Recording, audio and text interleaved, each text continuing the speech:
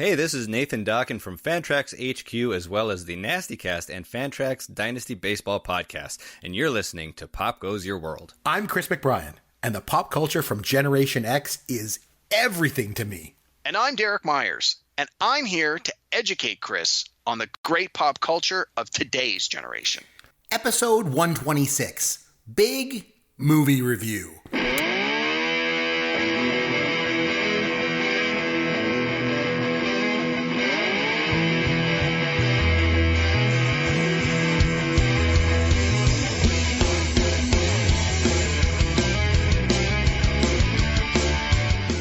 I'm Chris McBrien, along with Derek Myers. You'll find us on Twitter at CMcBrien or at Amaron_DM. And popgoesyourworld.com is our website, and you'll find all our contact information there. Derek Myers, my friend, I need you to keep me informed. What is new in the world of pop culture this week? Well, this has been a relatively slow pop culture week for me. We had the Oscars a few weeks ago, and not a lot of new stuff has come out. We don't have a lot of new TV shows. We don't have a lot of new movies. So we're almost in like a dead zone for pop culture. And with that being said, it's given me an opportunity to dig into the archives and watch shows that maybe I have on my PVR or go through Netflix or old Amazon. Stuff like I like, you mean? Yeah. Well, I mean, it gives you that chance to go, oh, this is something I've been meaning to watch. Or in my case, I have a huge backlog of podcast episodes that I just haven't been able to get to. Real life has been getting in the way.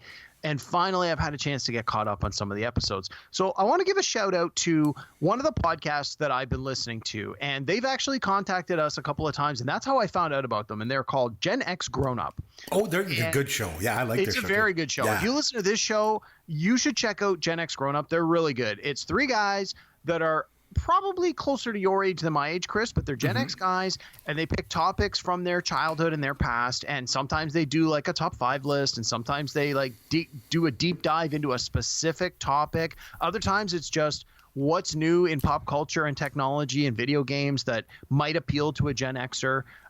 It's a little all over the map, but it works really well, and I've really enjoyed their podcast. I listen to new episodes. I've been digging back into their archives, and I've been a few episodes behind. And this week I listened to one of their episodes that came out a couple of weeks ago. They did a deep dive on Columbia House Record Club. Do you remember these, Chris? Yes. Like 10 records for a penny. For a penny, yeah. And then you get to buy one a month for the next year. Yes. So again, cool. Not a topic I would have ever sought out, but because these guys did it on their show, I thought, well, it's the next one in the lineup. I'll just listen to it. And my God, it was fantastic. It brought up so many memories of when I was a member of these Columbia House record, tape, and CD clubs. They talked about the business side of it and how much money was made and who was making money and how they made money and why these were successful and why they eventually went away. It was a really, really great episode that just delved into this topic that I didn't know I really wanted to learn about. So I would strongly encourage our listeners to check out the Gen X Grown Up podcast, and specifically the Columbia House Record Club episode that dropped a couple of weeks ago. And hopefully you continue to listen to their show. It's a really strong program. I think you're really going to like it. Yeah, no, they do have a good show. And the funny thing is, like, you and I are not only podcasters, but we're also podcast fans. Like, I listen to lots of podcasts all the time. So, I mean, I like podcasts. Okay, I want to touch base on something this week that is, okay, so we know that I'm stuck in the past. No kidding. This goes without saying. It's the whole point of the podcast, really. But one of the things that I want to mention right now is about technology. So I'm maybe a little bit behind on not just pop culture, but also technology, apparently. And so this became a very stark reality recently. So I was over to visit my parents, and my parents have this nice new, because it's my dad's birthday. So I went over to visit my dad. It was great. I had a great visit with my dad. And he has this new TV, big, huge TV in the living room. Dad, look at the new TV. Yeah, it's great. Yeah, oh yeah, son, it's a big screen. I like that, whatever. And so he puts it on. Now he knows that I love Star Wars, right? The original trilogy. Well, he knows that I love the original trilogy too, right? So he puts on TV. He's going through the channels and he sees that Return of the Jedi is on. So he puts Return of the Jedi on, and we weren't even. I think the sound was even down. Like, we just had it on because me and him were talking. I haven't seen him for a while. We're getting caught up, and so I'm trying to like have a conversation with my dad, but I'm also like kind of like looking at the screen because it's Return of the Jedi, right? And I'm like, getting distracted because I'm like, what's going on? Like, this movie looks awful. Like, and you know, he has a really, really big screen TV. It's probably got to be close to 75 inches. It's huge. And I'm thinking, like, it looks so bad. I'm like, I remember Return of the Jedi just looking so good. It just looks great. The special effects are great. You know, even though it's 1983, it doesn't matter. You go back and watch it, and the special effects are great. All the scenes look great. And I'm watching it, and I'm like, what's going on? It looks terrible. It looks like the characters are almost in like 3D, and everything behind them look like they're on a green screen, and the stuff is crap. I'm like, what happened to the special effects? So I'm thinking in my mind that, you know what, maybe, you know, back then, like, I guess maybe the special effects that they used, when you put it on a big screen TV, you realize how crappy the special effects are. And I'm just like, oh my God, and I'm kind of crushed. And anyway, so whatever, we hang out, go to bed. Wake up in the morning, my dad's like, oh, let's put on another movie. There's this movie that I really like. My dad, of all people, he's in his 70s, right? And he's like, oh, this movie I really like, son. It's called Crazy Rich Asians. And I'm like, oh, I've heard of that. I heard it's really good. He's like, oh, I love this movie. So he puts it on. Chris, that came out after 1990. How do you know about this film? I heard it was good. You know, I haven't seen it. Anyway, so my dad's like, I like this movie, son. We got to watch this. So he puts it on, and I'm noticing the same thing. And I'm like, look at it. It looks like it's like cheap 3D. It's like, what? This is the crappiest thing I've ever seen. Like, these people are like supposed to be talking to each other in a restaurant or a bar, and it just looks like this cheap special effects. I'm like, what is going on? So then I find out that it's 4K.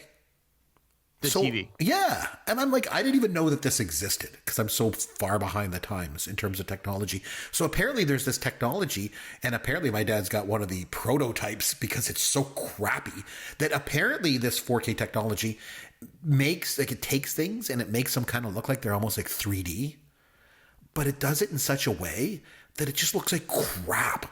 Now, maybe this technology is advanced. I don't know. But the TV that my dad has, like I say, must be some sort of prototype because it looked awful. It was like distracting. And I was like, is everything like this? So when you put on other shows, it does the same thing. It just takes a regular show and tries to make it 3D-ish.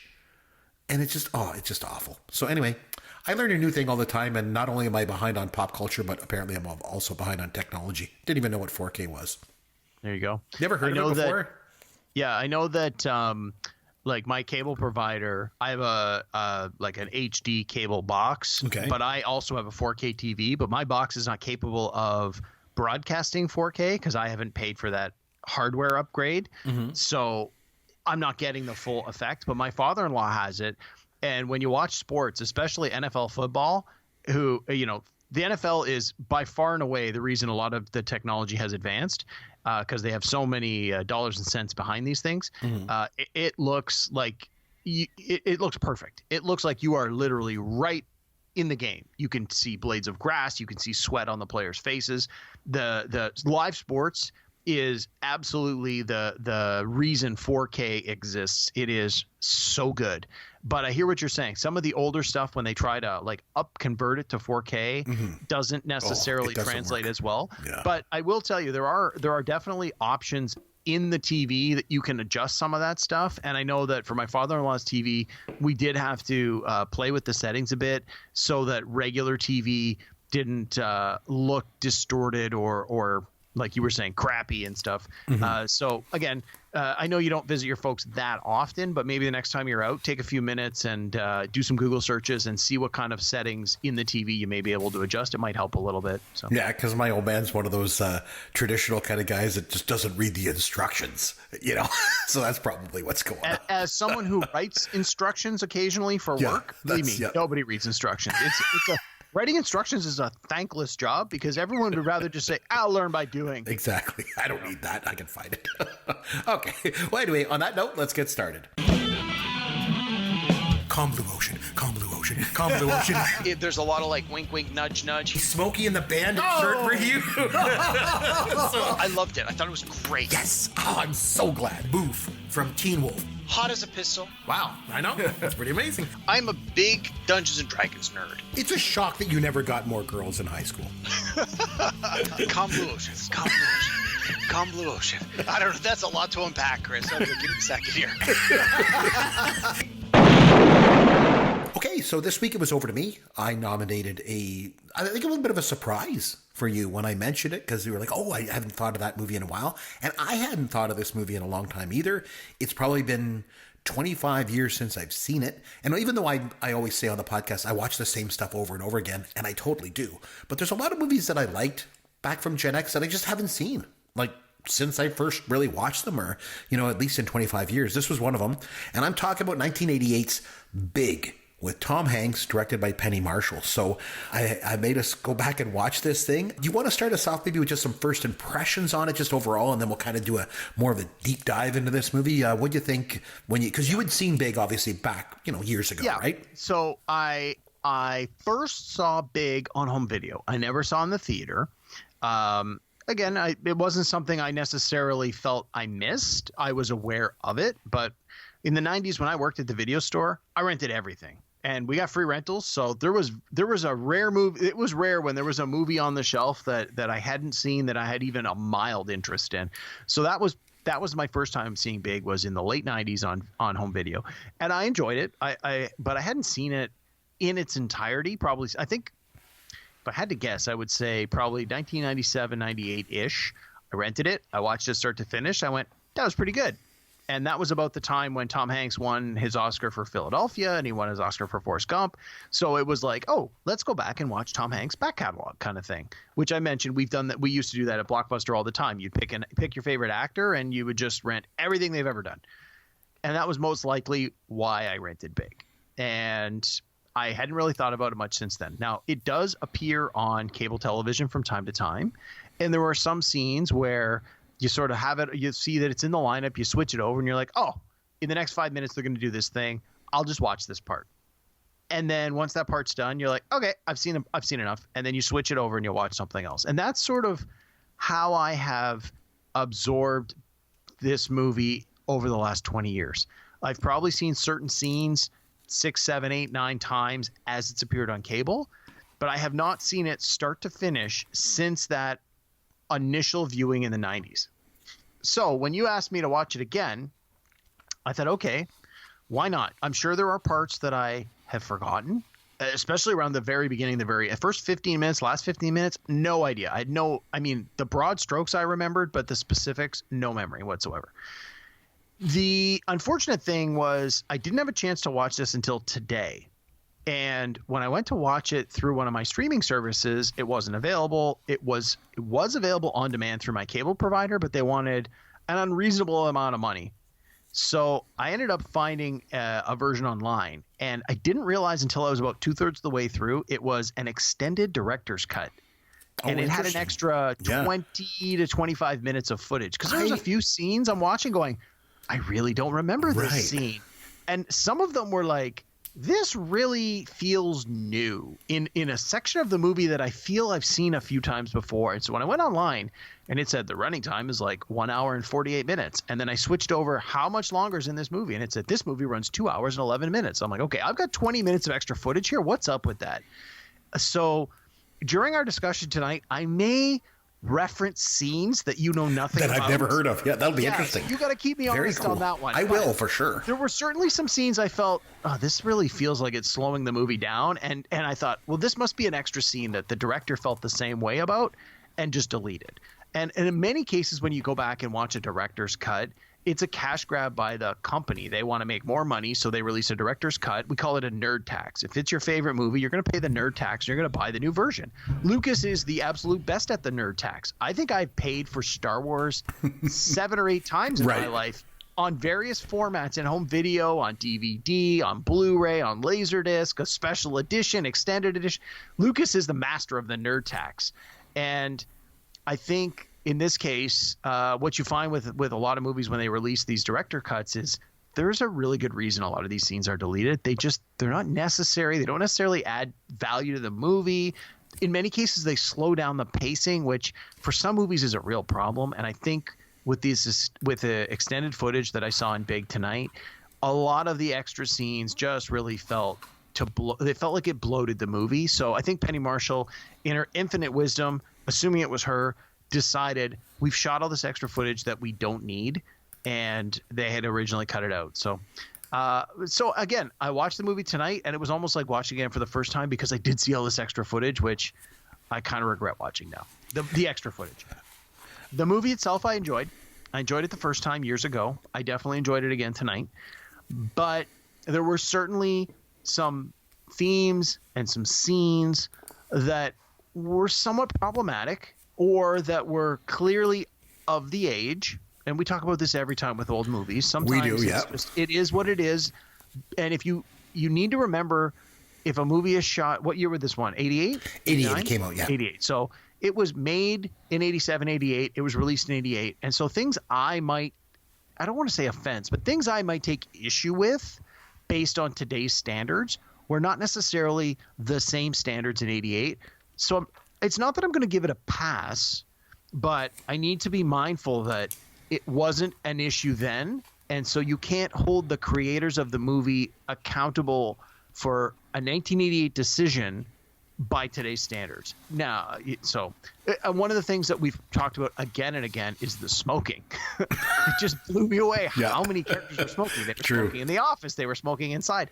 And by today's standards, it's like nobody smokes. And when they do, they go outside. And to just smoke at the dinner table, it's like it's unheard of in quote polite society these days. It's a real rarity. So that's one thing to me that always dates a movie is the smoking. So that's certainly. And then there was and I want to get into this later, not right now.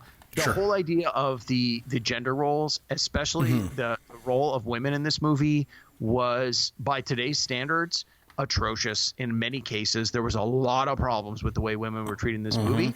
Again, you look at it through the 1988 lens, some of these things, I hesitate to use the word forgivable, but they were of the time. And it's not to say they were right then, but that's the best you could get in those circumstances. And by today's standards, you look at some of the stuff and you're just appalled by how some of the women characters in this movie are treated and some of the decisions that are made and some of the things that are said that it's just, well, that's the way things were and that was okay.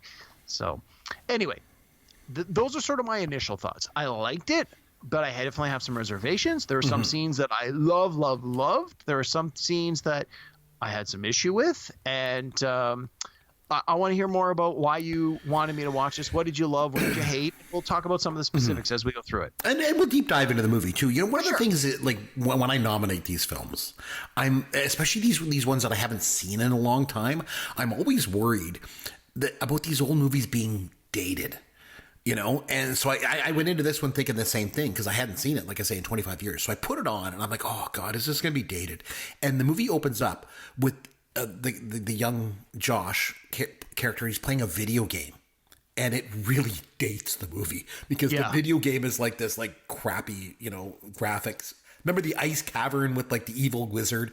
And I'm like, oh, these graphics are so bad. I'd love to know what Yancey thinks of those graphics. We'd have to ask him. Yeah. But, you know, you just get past that and just a couple of initial things. The casting is so good in this movie. Oh, exceptionally good, yes. Except, you know, I will say there was one that stands out to me that wasn't good, and that was the young Josh. You know, like, I think he has the same hair as Tom Hanks, but that's pretty much where the similarities end. His hair was dyed. Apparently he's a natural blonde. Yeah, he did. He dyed it for the movie. He had that kind of like rough, you know, rumpled kind of hair. But the thing for me is Tom Hanks shows just this youthful exuberance throughout the movie. And he has more youthful exuberance than the kid does. I think I would have liked to just see, you know, a little more at the beginning of how this kid is just a kid. Instead, the opening of the film is mostly about him. He's kind of glum. You know, like he's embarrassed by his parents and he doesn't drive and he's not tall enough to get on the ride. And I totally get it because that's what sets up the premise of the film. But I just wish we could have seen him be a kid a bit more. You know, just to really tie together the performance that Tom Hanks gives. But speaking of Tom Hanks and speaking of casting, like, the thing is, too, you have to go back and realize the time that this movie came out. And at the time, Tom Hanks was a comedic actor. He was known mostly for... He was the bosom buddies guy. Yeah, like bosom buddies with Peter Scolari, and he was in Splash and Bachelor Party. And it's funny because now a lot of people consider Tom Hanks to be the Jimmy Stewart, you know, of his generation. But at the time that this came out, he was just a comedic actor who was in some pretty goofy roles.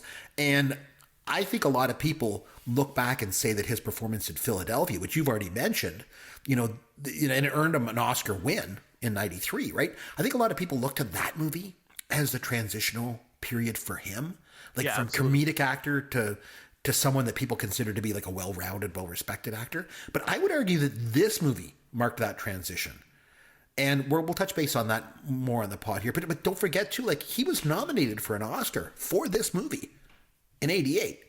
Yeah, you know what I didn't look up was who else was nominated in that year. So Dustin Hoffman won for Rain Man. And other than that, there wasn't a lot of competition. I mean, Gene Hackman for Mississippi Burning, Edward James Olmos for Stand and Deliver, and Max von Sydow for Pele the Conqueror.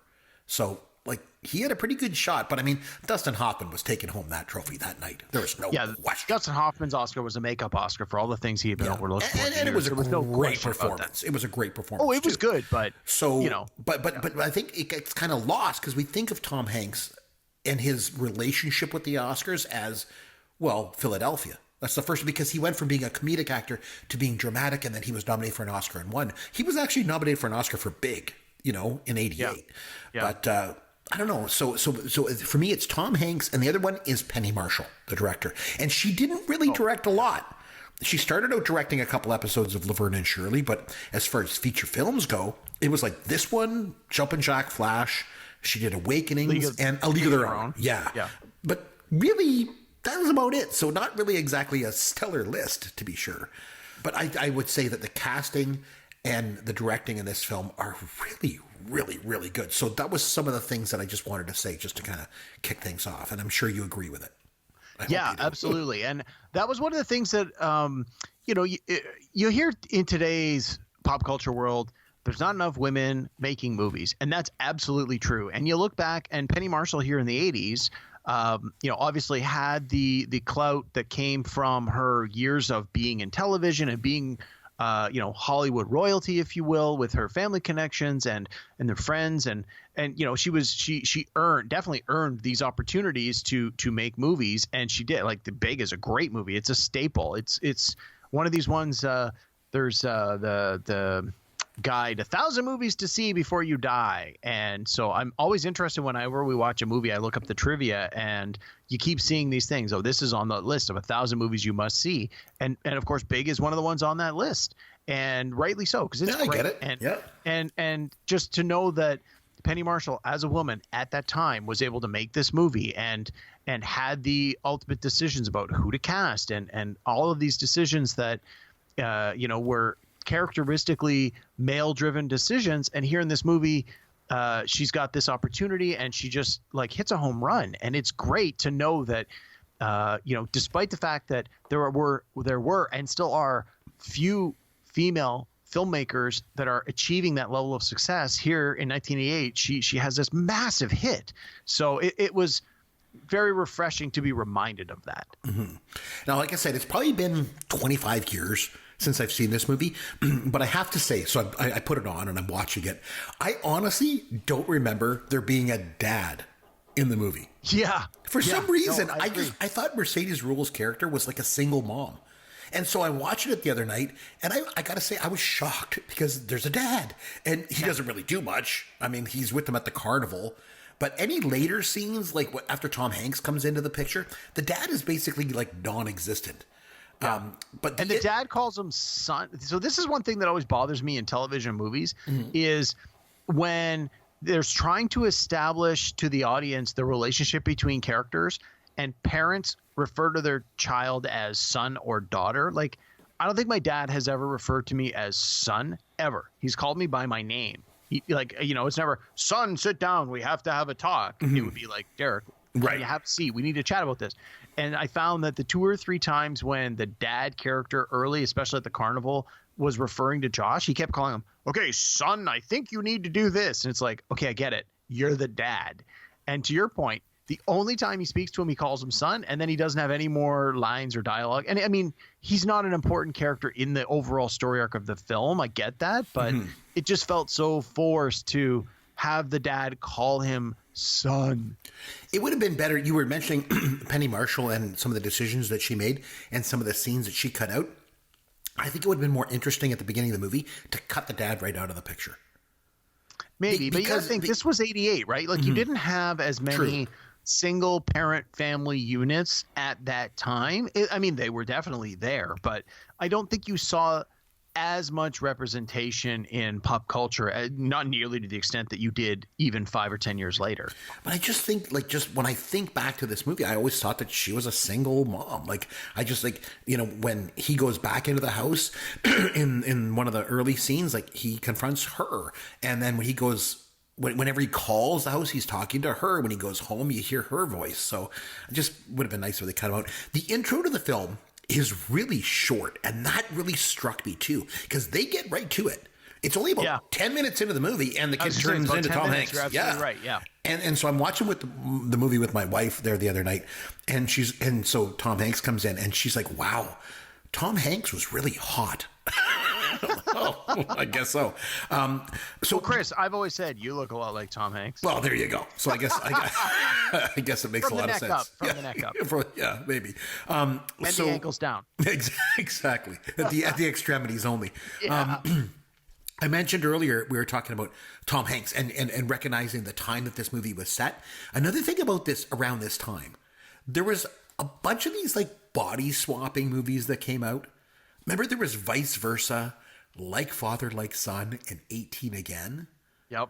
And Chris, it's you're funny. Stepping on my trivia, buddy. Oh, sorry, but it's like Hollywood just kind of recycles itself in like in bunches, you know. Oh, absolutely. But the thing was, all these movies kind of came out. But the difference with Big is that there's no other person that swaps the bodies and swaps the roles, right? Like, I mean, like the characters in those other movies, they had to try and almost like pretend not to act their real age. You know, like they're actually somebody else trapped in the body, and as opposed to this, which was just the same person at a different age, right? And so this movie, it's like the opposite, like about a kid that just instantly turns into an adult, but still acts like he's a kid, you know? And probably for me, and we're going to get into this a bit later, hopefully, is the biggest difference for me is that it's all about the differences in the two worldviews between a kid and being an adult that really give this movie its kind of material to work with. You know, a couple interesting things I was digging up on it too is that Deborah Winger was attached to the picture at one point, and she wanted to make the character be a female. Yeah, I read that too, and it's like you definitely need to really think about that with it when it's the 12-year-old boy, I think he's supposed to be 12 or 13, becomes the grown man and has the affair with the woman who is obviously an adult. You don't, again, it's partly a product of its time and partly just the double standard of gender. It doesn't seem wrong. It didn't seem wrong at the time. You sort of look at it now, there's definitely some moral implications here, but you sort of are like, okay, you know, it is what it is. But I think if you had switched those and it was a girl who became a woman, and then there was a 30-year-old man that she has an affair with, like that would just seem That's a little problematic. Creepy. Yeah, it would not be acceptable. Even the fact that it's like, well, you know, physically she is, but it's like it's still that's a weak excuse to have this issue. And again, it's that double standard where, well, it's the boy, all the guys are nodding going, yeah, dude, high five, good job. Whereas if it was a woman, you'd be like, whoa. Yeah. This is just creepy and wrong. And it's unfortunate that we have that double standard because really it shouldn't be right in either case. Mm-hmm. And one of the things that we will often bring up when we go back and look at these movies is some of the people that were considered, you know, for some of the roles. A lot of casting what ifs on this one. Oh, it was lots of, because Steven Spielberg's sister Anne Spielberg actually wrote the script for this movie. I didn't know that. Yeah, she was nominated for an Oscar for it as well, for Best Original Screenplay. And because of those ties, Harrison Ford was actually going to be brought in, and Spielberg was actually going to direct down it. the part. Yeah. He didn't want to do it. He dropped out. And a couple other ones like Kevin Costner and Dennis Quaid, Warren Beatty. I heard Robert De Niro was like the front runner for a long time, but they couldn't afford him. Or he asked for too much money, and they were like, we just can't do it. Yeah, my understanding was Robert De Niro had the part, and they were ready to go. Could you imagine this as Robert De Niro? Like, yeah, I know. I mean, it's so different. So the older Robert De Niro has engaged in some comedic films. So like the Meet the Parents series is a good example, or Analyze This, and they analyze that. So De Niro can be funny, but I find his humor always seems to stem from him being the straight man working with someone else. Like he works with Billy Crystal. Billy Crystal is funny. And De Niro is a good setup man for Crystal's humor. Like that work, or Ben Stiller. Or Ben Stiller, who I'm not a huge fan of, but Ben Stiller is funny. Regardless of if you love him or hate him, he's funny and he's talented. Yep. And if you're going to have Ben Stiller be the comedic guy and you have De Niro be the straight man, that works.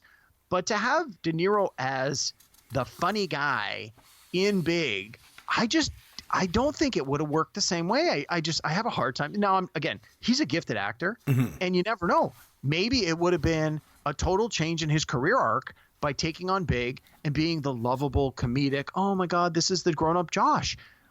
But based on the work we've seen from him, I just don't see it. I don't think it would work. Yeah, he's a method actor if ever there was one. But I couldn't imagine him pulling it off. But anyway, going back and watching this movie, there was some scenes in here, I got to admit, like where I literally burst out laughing. Oh, yeah, for sure. And one of the first was right near the beginning of the film when he first turns into an adult and he goes back into his house. Yes. And his mother sees him and she thinks he's a strange man who's just walked into her house. And so her reaction is she just looks at him with horror. And he sees her reaction. So he runs outside and he wipes his feet off. He wipes his feet. And I just started laughing. I just thought it genuinely made me laugh. There was just such a a tinge of innocence in that scene. I just loved it. And then there's an even better reaction that he gets from his friend when Josh goes to see Billy during gym class. Yes. And he corners him in the storage room and he tells him, he's like, I'm Josh. And Billy's like, Coach Barnes! He's like screaming. It made me laugh because his reaction is just so real. And then he even starts crying, the kid, Billy. Which, as a 12-year-old, that's the right reaction. Yeah, it's just such a great moment. And it's their secret song that they share. Yeah. And then that's when Billy knows, wow, this is really Josh, right? And then they go to the St. James Hotel, and Billy is religious. Yes, St. James, it's religious. It's got to be good. And they get in there, and again, Tom Hanks is left alone because Billy's got to get home, right? And Tom Hanks hears gunshots and the yelling, and you think again. It goes back to Penny Marshall's direction and Hanks's performance because at this point that can just be played strictly for laughs. Oh, there's gunshots, there's yelling. No, he goes and sits in the chair and he starts crying. And right away, that's when I realized, after all these years, how good of a performance that Tom Hanks gives in this movie.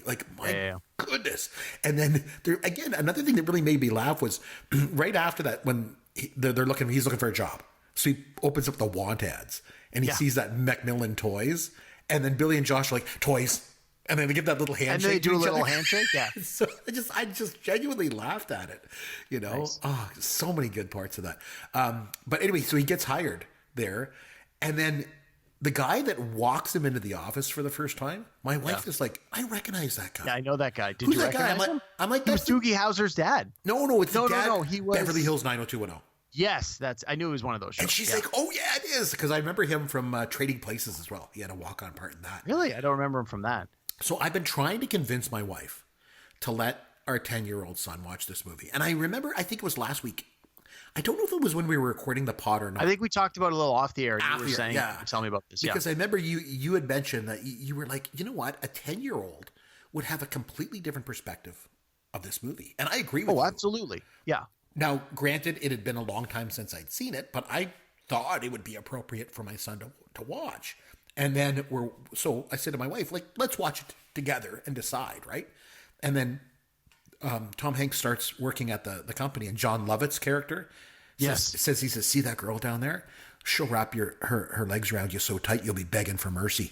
And my wife was like, our son is not watching this film. Yeah, but the very next line diffuses that, where he's like, well, then I'm going to stay away from her. Yeah, I'll be sure to stay away from her. And that's perfect. I know.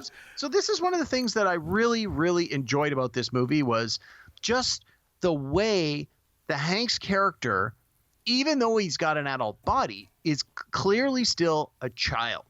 And is still a child who is sort of just on the cusp of puberty, where he sort of is starting to get a sense of some of the things that adults should understand, but clearly does not. And just the way he reacts and answers questions, and the innocence that is still there, because his character, the childlike innocence is still there. And scene after scene after scene, it's played for laughs, because in many cases it's quite funny when he misunderstands a double entendre or an implication, because he doesn't have the life experience or the maturity to understand what's really being asked of him. And to me, that's one of the real wins of this movie, is that they continue to hold on to that, even as he starts to embrace this job and embrace this life, and he gets the girlfriend. It's like he's still at heart a child and lacks the experience that someone of that age would have, and it really works. And they don't forget to remind you of that. There's always a scene every few minutes where he just does something where you're like, as an adult, that's inappropriate. But as a child in an adult's body, that would absolutely be the only way you would know how to handle that situation. And that, I think that's one of the enduring qualities of this movie. That's why it works so well and why it stood up for so long. I agree about everything that you just said. Yeah. So again, other parts that I was kind of chuckling at, when he goes back to the hotel and he's watching The French Connection on TV, and he's eating like the cream filling from the inside of the Oreo cookies. I'm like this is what I would do if I was a kid and suddenly thrust into being an adult. And then he gets his first paycheck and he's like, $187. And Lovitz is like, yeah, they really screw you around here, don't they? And he goes to the bank. He gets it in like 3 dimes, $100 bill, and 87 ones. Oh, I know. I love that. Again, that is a thing a kid would do who has never had that much money at one time. And then what do? They go on he goes with his buddy. They go on a spending spree. They buy toys. They buy junk food. They get pizza. What else would you do if you were 12 years old and someone dropped $200 in your lap in the mid 80s? Like, what are your options? Well, that's the most sensible option at that age. So that made perfect sense to me. And it really goes back to the script. Like, it's such a well-written script. Absolutely. You know? I mean, it was nominated for an Oscar, like I say, and for good reason. But yeah, it's so good. And so one of the things I think you would do if you had, $200 is you go to FAO Schwarz, which is what he does. And that, to me, is where you really see Tom Hanks being a kid. And it's so great. He's riding the zebra and he's playing laser tag. That's my favorite scene of the movie. If I turn on cable, if I turn on Big on cable and I realize that scene hasn't happened yet and it's coming up in the next 10 or 15 minutes, I'm glued. I'm like, okay, I got to watch until there's the iconic piano scene, which is the definitive point of this movie is Robert Loggia and Tom Hanks doing the scene on the piano. Oh my God, what's the name of the song? Oh, it's Heart and Soul. Heart and Soul. Heart and Soul. There you go. The Heart and Soul, and then they do Chopsticks, and like that scene is great. And you read the behind the scenes trivia about like how they had stand-ins ready to do the scene if those guys couldn't do it. And once they saw the stand-ins, they're like, "We're getting this. Like we are not giving." They did it in basically one take. Yeah. Yeah, so and there's a little screw up in there, but I mean that just made the scene all more authentic. Those guys at that age would not be perfect, and they weren't. They were pretty good, but they weren't perfect, and that again speaks to the characters. And yeah, that whole it's got to be more than a 5-minute sequence where they're in the FAO Schwarz and he's playing with the toys, and then the guy he finds him, he's like, "You work for me, don't you?" And he asks him the questions. Yeah, it's like that, and that's of course you can't see this on a marketing report. He's like, "What's a marketing report?" Exactly. So yeah, no, it's by all means. If someone says like, "What's the best scene in that movie?" That whole FAO Schwarz scene ending with the piano, that's the best scene of the movie, hands down, no argument. There's no way you could convince me that that's not the best scene of the movie. And again, it's the script and it's the directing, because you go from that. I agree with you, by the way. You go from that scene, which is probably the best scene in the movie, the most iconic scene when they're playing on the piano and stuff. Sure. And it's so youthful and it's so exuberant. And immediately it flips into the adult world. And it's all about who has the biggest office. It's all about promotions. It's about job titles. And that's where this movie, for me, really comes through with a powerful message. And it's not just like another forgettable body swapping movie like 18 Again or vice versa, like we said before. Yeah. And the thing is, adulthood as a whole, it's full of disappointments. You know, like all the things that you thought that were going to be really magical or really empowering as a kid turn out to be kind of mundane and somewhat soul-sucking as an adult, you know? And like, Chris, you're adulting wrong, man. Come on. well, when you're a kid, there's always something you look forward to. Sure. You know, as an adult, I think a lot of times people just wonder, like, is this it? Like, is this all there is? When you're a kid and you don't know what's coming next, that's good. That's a good thing. When you're an adult and you don't know what's coming next, it's bad. Yeah. You know, like for the most part, for most of us, you know, like as a kid, you live day to day. You don't have a care in the world. Well, and I think we've said before many times on this podcast, the phrase coined by Yancey where nostalgia is a powerful drug. And this is it. It's that nostalgia for a simpler time when you were younger and you didn't have the responsibilities. You didn't know what was ahead of you. And that's the things where now as a 40-plus-year-old man and I go to the store and go, oh, my God, there's a Snake Eyes action figure from G.I. Joe. I must buy it. It's like, well, I don't need it as a 40-year-old man to go and play with it, but it reminds me of a time when I was a child and I had it. And I think that this movie definitely tries to encapsulate that idea of, you know, what is great about being a kid, and when you're an adult, how do you hold on to that to keep that youthful exuberance? And again, I think the movie does a really good job of that, even though towards the end, Tom Hanks's character is bogged down with workload, and he has to, you know, sacrifice time with his friends because he realizes he has responsibility. And I think that's part of the message that eventually everybody has to grow up. Right. But it nails it. It does it in a way that's not too overbearing and doesn't take the movie right off the rails. But at the same time, you have that infectious, childlike innocence almost rubbing off on the other characters that are close to him, where, you know, the more time that they spend with Tom Hanks' character as a grown-up, the more the grown-ups start to loosen up and remind themselves that it's okay to have fun. And from time to time, you need to look through the eyes of your childhood self to get a different perspective. And I think, again, that's part of what works so well about this movie is it's not just the Tom Hanks character that goes through this story arc. It's all the supporting characters. I agree. And I think we'll loop back to this a bit. But the other thing I would just want to mention is when you're a kid, you know, you kind of think that being an adult is like going to give you like the power and the ability to do whatever you want, you know, and that's just not the case. Because as an adult, you have responsibilities. You got people that are counting on you to come through for them. And when you grow up too, the thing is it happens slowly over time. And then one day, you know, a lot of people just realize that you're kind of stuck and you don't have that power that you thought you might. You know, you don't have the freedom that you thought you might. You don't get to enjoy life in the same way. And there's no Zoltar machine to magically save you. You know what I mean? But it's a process. This movie is actually pretty deep when you think about it. It is to me anyway. Yeah. It's not just a comedy, sure. You know? So I want to take a second to talk about the character, specifically about Billy and Josh and their dynamic. Sure. So let me ask you this.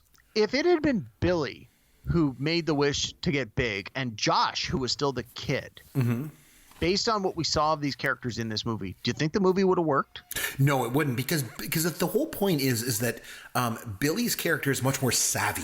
Yes, yeah, much more savvy, more mature. Yes, a little less innocence, and you do see a very small snippet of Billy's home life where his mother, again, this might have been one of the deleted scenes where the mom was like chewing out the family for, you know, I do all these things and nobody does anything for me. That was cut out. That wasn't in the version I've ever seen. So, and that was a scene that I didn't remember seeing before, but in the scene, Billy is like serving the dinner and clearing the table, and it's this large family with a lot of kids, and the mom is like chewing out the family that, you know, I do all this work and I come home and I have, or I guess she probably was a stay-at-home mom given those days, but she's complaining that she does all the work, yet Billy is also taking on some of that responsibility and getting no acknowledgement for it. But the idea there is that he's mature beyond his years. He's already feeling the pressures of responsibility because he comes from this large family where it seemed like he was the oldest kid. And I think that was an interesting dynamic to play off of Tom Hanks' character, who was the oldest of two kids, with the second kid being a baby who's just come along. So you figure most of his life he's been the only child. He's had both parents at his disposal all the time. It doesn't seem like he's ever wanted for a thing. His family it seems to be financially quite comfortable. And the fact that he's the one who becomes the adult, it's a very eye-opening experience because he's got to do things that he's never had to do before. He's got to consider options he's never had to consider before, whereas his friend, it has a little bit more sort of streetwise about him. He understands that, there's like when they're trying to find the Zoltar machine, it's like the friend is like, hey, we can go to the Department of whatever and ask the questions. Yeah. And there's a bureaucracy and there's rules. And if we follow the rules, we'll get the answers we want. And, it's when they're looking for a place to live, it's like he suggests the hotel and he gives them direction. He gives them direction. And he says, he goes, you have to go in the city and lay low. Yeah. And it's like he's got this friend who, although I think he says at one point, he goes, I'm 2 months older than you or something. So it's clear that it's 3 months. Yeah. They're the same grade. They're neighbors. They're best friends. Yet despite all of these similarities, the friend is clearly more mature and more educated in the ways of the world, if you will. And initially, Josh needs this direction. Like he says, how am I supposed to do this without my parents? Because it's clear that he's never had to rely on himself before. And through the course of the movie, he obviously starts to learn, and eventually he turns the best friend away as he starts to live his own life. And that's an important turning point for the character where you realize he's starting to let go of that childlike innocence as he starts to mature and understand and take on responsibilities. He gets a girlfriend and he gets a promotion at work. But ultimately at the end, he realizes I'm still a 12-year-old kid and I miss my mom and I want to go back to my old life. And when presented with the option to go back, he does. And I think you need that conclusion because I don't think it would have worked if he had stayed as an adult. And even the girlfriend at one point says something like, well, when blah, blah, blah. And then she's like, no, of course you wouldn't know that if you're only 12. Right. So. And I agree with everything you said. And you, not only do you need Billy's sort of savviness, there to kind of guide Josh in the early part, but you need Josh's innocence or none of these scenes work. Yeah, like the whole scenes with him and Susan, when Susan comes back to his apartment, none of that would have worked if it would have been Billy's character. Right. You needed that innocence there. Yeah, absolutely. Yeah, he offers her a soda out of the vending machine. Then they go on the trampoline, and then she's like, they quote sleep over, but they're on bunk beds, so they're clearly not sleeping in the same bed. And it's that. Well, if you're 12 years old, this is your understanding of the world. Like you don't know about sex. You don't know that when she says, "Can I stay over?" she really means more than just sleep in a different bed than you. Right. Yeah. And speaking of that innocence too, it goes right into that scene where they were at work and they had the party and he's wearing the white tux. Oh, the great tuxedo. I loved it. I think most people would say that the white tux is their favorite part of the party scene or the most memorable anyway. But for me, I like when he's eating. Two things. Yeah. First, he eats the mini corn. Yeah. Which apparently was completely ad-libbed, not in the script. Totally looks like it was something he improvised. But the best for me is when he eats the caviar. And his reaction. My God. He's like, why would anyone eat this? Like, you just think this reaction he has. But again, it all comes down to his innocence because she comes on to him at the party. And he's a kid. He doesn't get it. But she does, yes. But John Hurd, his character gets it. And you just know John Hurd's going to kill him, right? Yeah. And then they get in the car, him and Susan, and they put their heads out of the limo and they're playing Hot in the City by Billy Idol. By Billy Idol, yes. And you can see she is an adult. She's stuffy, and she's like the serious adult. And she's forgotten about the simple joys in life, Yeah. And he's playing, again, I think this scene in the version I saw was extended where he's playing with the automatic locks. And then he's playing with the phone in the car. And he's not paying attention to her at all. Yep. He did all that stuff. Yep. He's in wonder of all of these gadgets in this fancy limousine because he's never been in a limo before. And as a 12-year-old, you want to press the button and flip the switch and open the sunroof and step out and yell and scream and again, she doesn't even understand why he would want to do this. Yeah, he offers the fries to the driver. You guys, you want some fries? There's some extra. And she's like, I'm really vulnerable right here. Like she's totally coming on to him, right? Yeah. But so they go to his apartment, and then it's even funny because she's like, "Do you live alone?" And he's like, "Yeah, I do." And she automatically assumes it's because like he went through some breakup.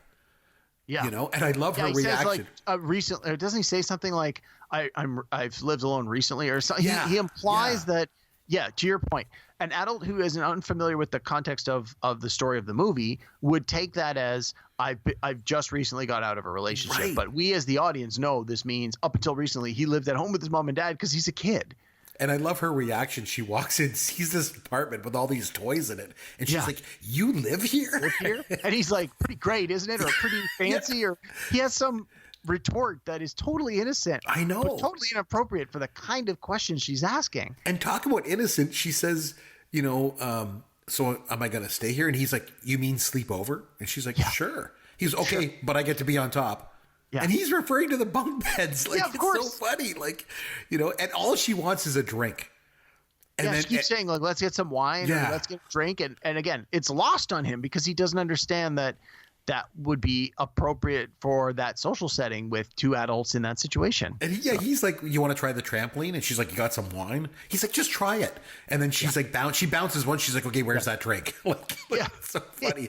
And it's so funny though, because it turns out that it's not a drink that lets down her inhibitions. It's jumping on a trampoline that does it. Yeah. You know? And then sharing in that innocence. Yeah. It's such a great scene. And when it's time for bed, he goes up on the top bunk and she realizes nothing's going to happen here. Yeah. And he comes out in full pajamas. GoBot pajamas. Yeah. GoBot pajamas. Yeah. Yep, you're right. She's wearing the football sweater with, you assume, nothing under it. I mean, obviously, given the movie, you're never going to see that. And she has that whole thing like covers off, covers on, covers off. Like she's sort of like, how do I present myself in a way that is appropriate given this circumstance? And in the end, it doesn't matter. He's not looking at her. He's looking at the top bunk. And then, of course, John Heard's character, he's got to win, right? Yeah. So he tries to humiliate Josh at the squash game because being an adult is all about competition, right? Yeah, of course. Well, I mean, so is being a kid to a certain extent, but on different levels. The whole scene in there where Josh won't give him the ball and he's like holding it away, like it genuinely made me laugh. Yeah. I don't know, maybe just the whole physicality of Hanks in the moment, but it was a funny scene. And it was just a real clash of the different worlds, and then she's like, "Well, he punched you because, he's scared of you." And he's like, "I don't get it." And the adult world is very complicated for a kid to understand, right? Yeah. Yeah. So I want to take a second to talk about the Elizabeth Perkins character of Susan. Oh, for sure. So this is one of the things, the more I watched the movie, the more I was frustrated with how this aged. So, I mean, she is initially presented as a woman in a position of power in this company that seems to be predominantly men, especially at the high levels. And, your original, like my original thought was, good. Hey, great. Good for her. She's clearly climbed the corporate ladder and is going places that women haven't gone before in this company. But you very quickly find out that she's dating John Heard's character, and they have a relationship because in one of the very first interactions with them, she comes in frustrated and he kisses her, and it's like try to calm her down, and you learn through the course of the movie that she's had a number of relationships with a number of people, you assume, in this company, and it almost implies that in order for her to gain this position, she has had to sleep her way to the top, quote unquote. Well, she's used sex as a tool. Yes. Right? So, I mean, on its face, not cool. But at the time, you got to think, yes, there was probably a lot of that happening, for better, for worse, mostly for worse, I would imagine. And you sort of see it repeat itself where she finds herself attracted to Tom Hanks' character, either because she's genuinely attracted or he's this up-and-comer who's come out of nowhere and been promoted to VP. And so you almost have to question her motives of, well, why does she essentially throw herself at him? Is it because she sees that, hey, if I attach my wagon to him, I'm going to have a ride to wherever he's going? Or is it that she realizes that the guy she's with, she's sort of like, okay, he can't get me any farther? Or does she genuinely think, like, there's something about this guy I want to get to know more about, and if it takes me somewhere, great, and if it doesn't, I'm okay with that? It to me, sort of, again, watching it from the 2020 lens, I had a lot of sort of moral wrestling with how this all played out. And again, you look back at it and go, well, it's of its time. And for its time, it was probably accurate. And that doesn't necessarily mean it was right or that it was appropriate. But I kind of felt bad for the situation. Again, as a white guy, I've never been in this situation, so it's hard for me to be morally objective to this thing. But that was one of the things to me that just didn't feel like it stood up well in the movie. And I think if they were to remake this, which they have a number of times with various slants on it, this is definitely an angle for this character that I think would not be necessary today and would definitely not need to be included. You could just say it's a company. There are men and women at the higher ends of the company, and you don't necessarily need to imply that a romantic relationship is required to move up that corporate ladder. But I've said I'm going to get off the soapbox. Yeah.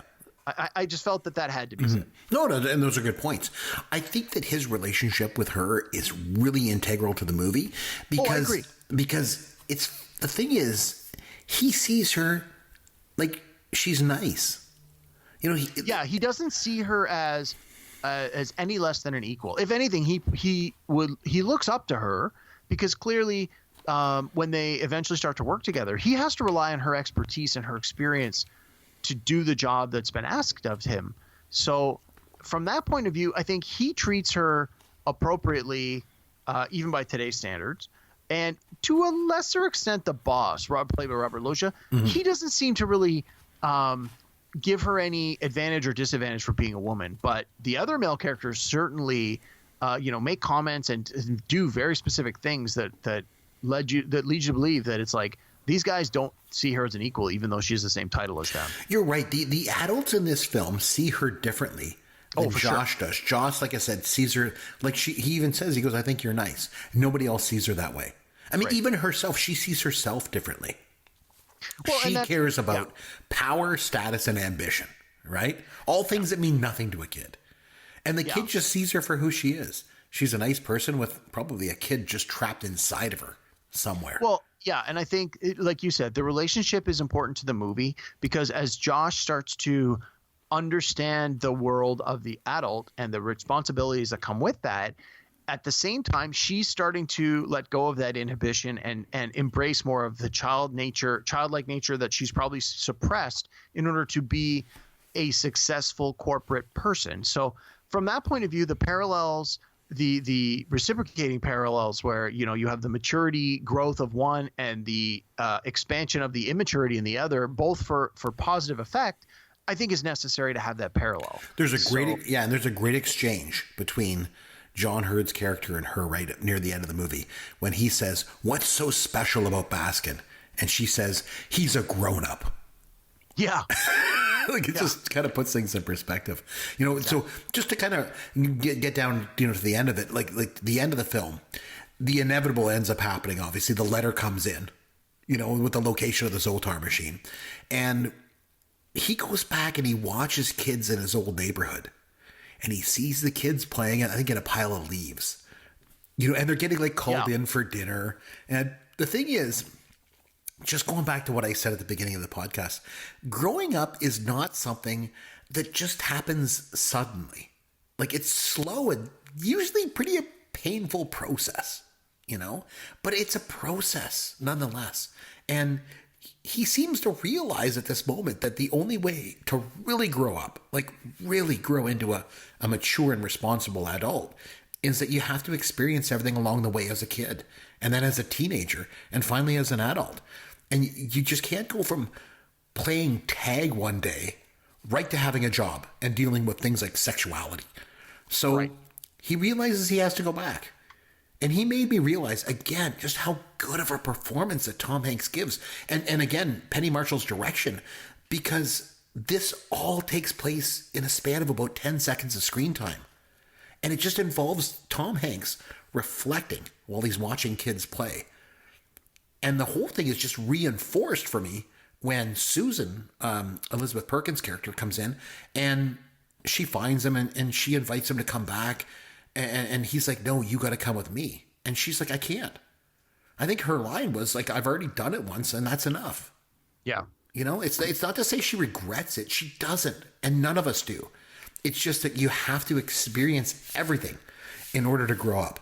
It can be painful, but once you've done it, you've done it and you move on, right? It's like that age-old reflection that human beings make on their mortality, So for me, it's like going back and watching this movie 25 years later as a grown man, as an adult. It was easy for me to see just how good this movie is and how it works on so many levels that I never saw it work on before. Yeah. So let me ask you this, Chris. Now that you've had a chance to rewatch it, are you going to let your 10-year-old son watch it? My wife. Well, let me rephrase that question. Is your wife going to let your 10-year-old son watch it? No, she's not, because not only was there the scene where John Lovitz made the comment that I mentioned earlier, then there's the scene when he's alone with Elizabeth Perkins and she takes her shirt off and you see her bra and he touches her breast. That's out. And then, of course, there's Billy's character comes in and drops the F-bomb. So she's like, yeah, this isn't going to happen. I have a question for you. Sure. When you were 12, would you have wanted to take the wish and be big like this character did? No, I don't think so. Again, easy for me to say now, but no, I don't think so. I mean, I grew up in a family with, the typical mom and dad worked. Mom was a stay-at-home mom. I never wanted for anything. My parents were fairly well off. I grew up in a very fairly well-to-do home. So there wasn't really any wanting for me. I was never in a hurry to grow up because I never felt that being an adult would give me something I lacked as a child that I felt I needed at that time. Let me ask you this then. If you were given the chance like Elizabeth Perkins' character was, would you go back to being 12 years old and do it all over again? In a second. No hesitation. I absolutely would. You would? You'd go back and do it over again? For sure. Because she wouldn't.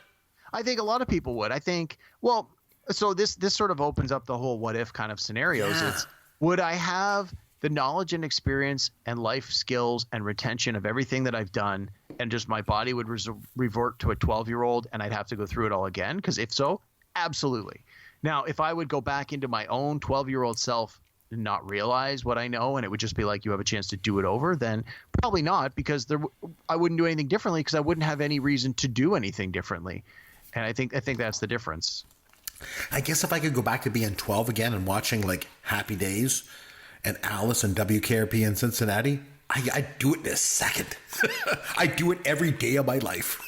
What would you do to stop the creation of Phantom Menace, Attack of the Clones, and Revenge of the Sith? Because I know how much you dislike those. If you went back early enough that you could potentially stop those from happening or change them to be better, what would you do?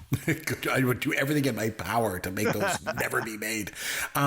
Do you think this movie holds up? We always ask this question, but aside from some of the criticisms I already mentioned about the gender roles, I do think it holds up. It is definitely a product of its time, but not in a bad way. Like Revenge of the Nerds doesn't hold up. It is definitely a product of its time, but there is so much inappropriateness in that. This one, I feel it's a good movie. It's a good/great movie, great performances, great script, great directing, and such a positive message that comes out of this movie overall that it definitely holds up. I think that there are certainly some areas that if you were to remake it today, you might want to make some adjustments, just especially when it comes to the gender roles. But I think given the amount of time that's passed, that's a given. You would have to. I don't think you could ever remake this with the girl being the grown-up that has an affair with a grown man. I think that would just be way creepy and inappropriate. Right. But no, I do. I think it holds up, and I think that younger people watching this for the very first time are going to enjoy it. They're not going to necessarily – I mean, the video game, as you mentioned, there are some things that are clearly dated. Right. But I think those things are not pivotal to the message and the heart of the movie. I think that the things that are of the 80s can be overlooked in order to forgive the overall positive outcome of this movie. So, yeah, I do think it holds up. Yeah, I know I'm a little bit biased because I'm the Gen X movie-loving guy, but I think the passage of time has not diminished this film in any way. And I think as far as sort of fish out of water stories go, this is one of the very best. Yeah, agreed. It doesn't fall into any of the traps that a lesser film could have fallen into. Like, it doesn't get overly jokey. It doesn't suffer from like a really weak ending. It doesn't lay on the schmaltz. Like, it's not overly sentimental, I think it just handles the material with a really deft hand. Again, big nod to both Hanks's and Marshall's talents at work here. So absolutely. I think if this movie got remade today in the wrong hands, I think you would see a lot more jokes about a young kid becoming an adult, and you'd have a lot more like jokes about their genitalia and things of that nature that are like the easy laughs that really would take away from the heart of the story. And I think that's a big reason why there's none of that in the original movie. The closest thing you have is at one point when Tom Hanks' character is changing his shirt near the beginning of the movie after he becomes an adult, his buddy sort of looks at his hair on his chest and he says something like, "Yeah, it's happening all over," or something. Like, it's just one quick throwaway comment. I think that was in the extended. Was that the extended version too? That wasn't in the one I watched. But yeah, it's like it wasn't a big part of the movie, and it didn't need to be. Mm-hmm. It was clear that he was 12-year-old. And now he's like 20s, early 30s. Like 30, he went from being a kid to being Tom Hanks. Yeah. You understand. You just hand wave it and say, okay, he's a grown man. Clearly, he's going to have grown man parts. We don't have to talk about it. We don't have to go for the cheap laugh. There's a bigger story at play here. Let's just enjoy that. So the rating out of 10 you'd give it? Probably an 8 or 8.5. Mm-hmm. I would be exactly with you, 8 or 8.5. Yeah. We agree 100% on this movie. That's great. Yeah. No, I mean, it makes for boring radio, but I mean, it's a good movie. Makes for a good look back. Yeah, I mean, if people haven't seen it, if they haven't seen it before, I would strongly say to take a look. If you haven't seen it in a while, I think it's worth another watch because I think you're going to get a lot out of it. And despite the fact that you and your wife maybe at this point don't feel that your 10-year-old is old enough to watch it, I think give a couple years. I think your kids would enjoy it if they are about the same age as the kids that are in the movie. So how old are they supposed to be? 12, 13? So let's give your kids a couple more years. And I think that watching this movie, they're gonna enjoy it a lot. They're gonna get a lot out of it. And like we said at the outset, I think a kid watching this movie for the first time at age 12 or 13 is going to see this movie differently than you and I watching this movie for the first time as 20, 30-year-olds. I agree 100%. Okay, so on that note, let's have some fun with Caveman. Okay, so it's over to you this week, which means I'm going to be on the reciprocating end of the trivia. So I think maybe that might call for me to actually have a drink for this. So what have you got lined up, my friend? All right. So as you mentioned earlier in the movie, there have been a number of, we'll call them body swapping films, and in most cases they are comedies. And right. in the hold on, I need to open a beverage for this. There you go. Okay. And in the mid '80s, there were a lot of them. Mm-hmm. So I've gone through and pulled a list of, I think there's 11 or 12 on my list that fall into this category. Again, most comedies, but not all. And in some cases, the idea was so popular, they have made and remade some of these ones over and over again.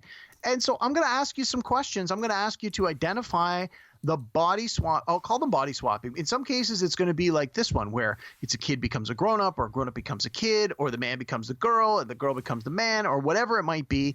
That is the common thread of these questions. All of these movies have some sort of character swapping element to the story, and we'll go from there. And I think some of them you might know, and maybe you're going to blank on the title. Other ones, because they're a little newer, you may just have never heard of. But we'll see. We'll see where we go from here. We'll see how you do. So you ready to? You ready for this? Okay. The first two I think are sort of lob balls, because I think we talked about both of these in the course of our discussion. So. The first one, in this 1996 film, one of the actors who was originally considered for the lead role in Big plays a 10-year-old boy who has the body of a 40-year-old man due to a genetic disorder. Name the movie. And that was 96? 96. So you probably haven't seen it, but I'm hoping the little Big wink, wink hint might help. I don't know. The answer is Jack. And the actor was Robin Williams, who, believe it or not, was one of the people considered to play Josh in Big. Oh, wow. Yep. All right. This one, I need two movies in the answer, and I'm going to read you the question. So, in 1987, Dudley Moore and Kirk Cameron are father and son who swap bodies. Not to be outdone, the concept is recycled 1 year later in 1988, when Judge Reinhold and Fred Savage are the father and son duo to swap bodies. Yes. I want you to name both movies and specify which one is which. So Like Father, Like Son is Dudley Moore's movie. And Vice Versa was Judge Reinhold's movie. You're correct. You're correct on both. Nicely done. Yes. Okay, here we go. Okay, now some of these I know are a little newer. You may not know them, but I'm going to throw them at you anyway. I'll do my best. Okay, this one's from 2002. In this body swapping comedy, Saturday Night Live alumnus Rob Schneider switches bodies with the exceptionally attractive Rachel McAdams. Name the movie. I've never seen it, but I'm pretty sure it's called The Hot Chick. Yes, it is. It is called The Hot So Chick. stupid. Oh, Yeah, I haven't seen it, but the trailer looked dumb. Rob Schneider sucks. All right. This one, okay, I got some comments about this after I ask you the question. So, okay, in this 1991 comedy, a sexist womanizer is killed by one of his former lovers and then reincarnated as a woman played by Ellen Barkin. Her former friend, Jimmy Smits, takes advantage of her, and the two have a baby together. Name the 1991 film. I have no idea. Okay, it's called The Switch. And Never heard of it. so I remember seeing it on video years and years ago, and the whole idea is that the male character that Ellen Barkin was before she became a woman and Jimmy Smits are like these two really sleazy womanizers who like hit on women and lie to women and then take them home and have sex with them. And so when he comes back as Ellen Barkin, Jimmy Smits can't see past the fact that this attractive woman was once his friend who was a dude. He just doesn't believe it. And of course, he takes advantage of her. He gets her drunk. He brings her home. He has sex with her. And she's like, dude, like, what the hell? And he's like, oh, yeah, you totally wanted it. It's like, it is so inappropriate. And then she ends up having this baby, which is a big part of the story. And yeah, does not hold up by any stretch of the imagination. So anyway, on to something a little more light and humorous. Okay, 2004. In this 2004 film, a 13-year-old girl makes a wish on her birthday and wakes up the next day as her older self, played by Jennifer Garner. Oh, Jennifer Garner's movie. Oh, I saw Still pines this. for her boyfriend, who is now played by Mark Ruffalo. Mark Ruffalo. I don't watch a lot of new movies, but I remember watching that. It was 13 going on 30. I really liked that movie a lot. Jennifer Garner was so great in that movie. And they have the whole Thriller dance sequence. Which, Oh, so good. yeah. It was one of these fun ones. Yeah. Okay. Similar theme, genders changed. In this 2009 film, Matthew Perry from Friends has a chance to help his kids as they struggle through high school when he transforms into his younger self, played by Zac Efron. Name the movie. I have no idea. It's called 17 Again. And if you believe that it's Matthew like 18 Perry again. ever had the body of Zac Efron, you are on the same drugs that Matthew Perry was on in the 90s. Jeez. Just a ripoff of 18 again, right? Oh, totally. Yeah. Okay. This one, I'm kind of hoping you get this one because we may have to watch this movie at some point in the not too distant future. This 1999 film, which was nominated for 3 Academy Awards, including Best Director and Best Screenplay, stars John Cusack and Cameron Diaz, and as they are able to enter the body of a 2-time Oscar-nominated actor who is whose name is a part of the title of the film. I've seen this movie actually, and it was actually one of the most bizarre films I've ever seen, but it was also quite interesting. It was Being John Malkovich. Yes, I remember that movie. Yeah, it was strange. I remember seeing it in the theater with my wife. All right. In this, I remember like all the offices and stuff they worked in were like really small and like narrow, and they had to like crouch down. Yeah, they were on the 7.5th floor. Crazy, yeah. Yeah. Okay, here's an easy one. And I mean, like, if you get this wrong, you got to hand in your pop culture license. Okay. In this 1988 comedy, George Burns gets to inhabit the body of his grandson, played by Charlie Schlatter. Well, that was 18 again. Yeah, which you just mentioned. Yeah. So I'm like, this is an easy one. Okay. I got 2 more to go here, sure. Both of which I think you're going to get. These are both questions which require 2 movie answers. In the 2003 version of this body-swapping comedy, it's Jamie Lee Curtis and Lindsay Lohan who trade places. Okay. But in the 1976 original, it's Barbara Harris and Jodie Foster who swap bodies. Yeah. Got it. Same name for both movies. What is it? It was the Jodie Foster one that got me. It's Freaky Friday. Yes. So yeah, Freaky Friday from 2003 and Freaky Friday from 1976. I've seen the 1976 version. I liked it a lot. I have not seen the 2003 version. I'm with you. I have not seen the 2003 one either. All right. And here's another one. I want two movies out of this answer. I think one of them is going to be an easy one. I think the other one you're just not going to get because it's a little too new for you. Okay. The original 1978 film starred Warren Beatty as a Los Angeles Rams quarterback accidentally taken away from his body by an over-anxious angel before he was meant to die, who gets to return to life in the body of a recently murdered millionaire. In the 2001 remake, it's Chris Rock, who comes back as an old white man who falls in love with Oscar winner Regina King. I want the name of both movies. Okay, now you got me, because Heaven Can Wait. Yes. Is the one from 1978. I love You'd that get movie. that one. Oh, it's so good. It was nominated for Best Picture. It's such a good movie. I thought you were going to go with the old one, which was Here Comes Mr. Jordan. But the new one was Down to Earth. It was Down to Yes! Earth. Oh, you got it. Yes! I got it. Good job. Yay! Good job. I'm sure you were not going to get that one. So. I thought you were going to go with the old one. It was like Here Comes Mr. Jordan from like the 30s. Like, I've actually never seen Heaven Can Wait. I'm not a big fan of so movie, and this one, 78, is a little before my time. I have seen the Chris Rock one. It was okay. I mean, I like Chris Rock. I like Regina King. So they had my money. And I'm pretty sure I saw this one in the theater, actually. It was just... The Chris Rock one, I think I caught part of it on TV once, and it's okay. But Heaven Can Wait, I think you would be actually shocked at how good it is. It's so good. So okay, I'll take your word for it. But anyway, speaking of movies, it is your turn to nominate our next film to watch. What have you got up your sleeve for me? All right, in August of 2014, during Phase 2 of the Marvel Cinematic Universe, we were introduced to a whole new band of characters nobody had ever heard of before in the film Guardians of the Galaxy, directed by James Gunn. Guardians of the Galaxy stars Chris Pratt, Zoe Saldana, Bradley Cooper, Dave Bautista, the voice of Vin Diesel, Michael Rooker, John C. Reilly, Glenn Close, Benicio del Toro. It has a huge cast, and yet it's a property that when it came out, people are going, "Who the hell are the Guardians of the Galaxy?" Never heard of it. Even comic fans were like, "Never heard of them." And this movie became a fast fan favorite. And they've made one sequel so far, and the Guardians of the Galaxy Volume 2.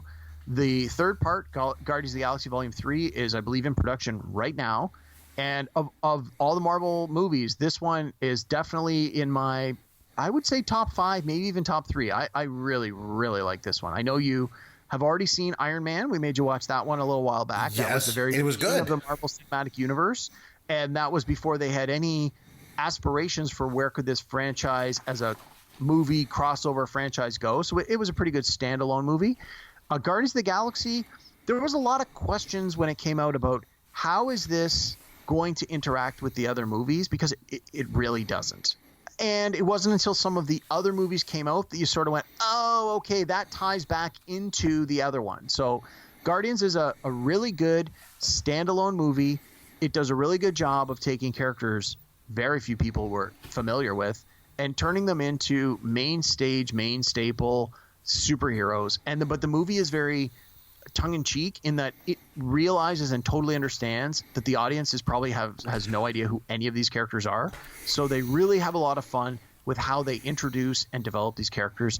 I really think you're going to like it for a lot of reasons, which I won't go into any more detail now because I don't want to spoil it anymore. I hope you like it. If you don't, I want to hear why. Give it a watch. I'm not available to record next week, so it'll be at least 2 weeks before we get back on the air, so you got lots of time. I think this one's still on Netflix right now. I look forward to hearing what you have to say about Guardians of the Galaxy. Yeah, I'm sure I'm going to like it. Because like I say, I liked Iron Man, and my kid has watched Guardians of the Galaxy 2 for sure. I don't know if he's seen the first one, but either way, I'll watch it with him. And it's appropriate for him. He's 10. The first one, yeah, I think so. I mean, there's certainly violence and shoot 'em ups, but it's a PG-13 movie or a PG movie, so you don't see blood and stuff. You just see like lasers and guys fall down, which I'm sure he sees on TV already. Yeah, I think you'll like it. Yeah, let's hear what you have to say about it. We'll come back in 2 weeks. We will come back in 2 weeks. So you're going away. Whereabouts are you going? Sorry, on your holiday? I'm going to Punta Cana in the Dominican Republic for a nice all-inclusive vacation. I will still be here in Canada where it's really, really cold and lots of snow. So don't worry. But if you'd like to reach out to Derek, you'll find him on Twitter at Amaron_DM. You'll find me on Twitter at CMcBrien, and popgoesyourworld.com, of course, is our website. with all of our contact information. Join us next week, and when we talk about Guardians of the Galaxy, see how I like that movie. And until then, it's Chris McBrien for Derek Myers saying, thanks for listening to Pop Goes Your World, the pop culture podcast for the generations.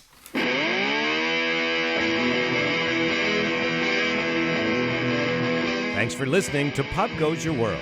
You can contact Chris and Derek at popgoesyourworld.com. Please take a minute and review the podcast on iTunes or wherever you download and listen to the show.